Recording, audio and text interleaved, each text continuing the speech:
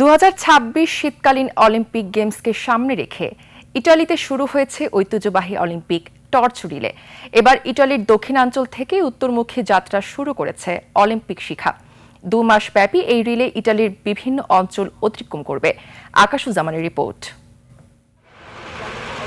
Sunbit সব দিবে সামাল।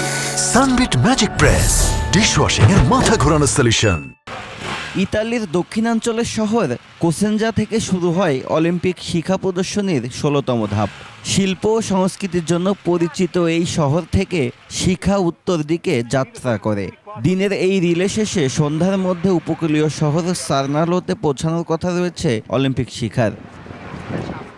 এর আগে গত মাসে গ্রিসের প্রাচীন অলিম্পিয়ার মাটিতে প্রজ্বলিত হয় অলিম্পিক শিখা।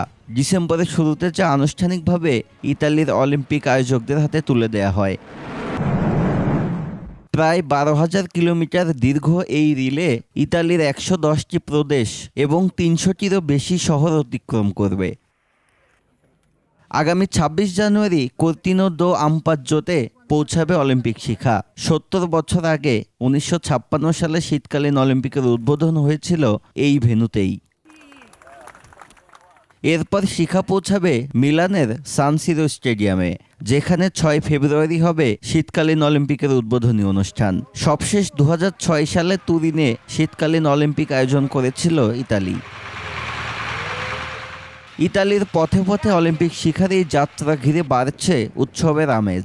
খেলাধুলার মহাযজ্ঞ শুরুর অপেক্ষায় এখন পুরো দেশ।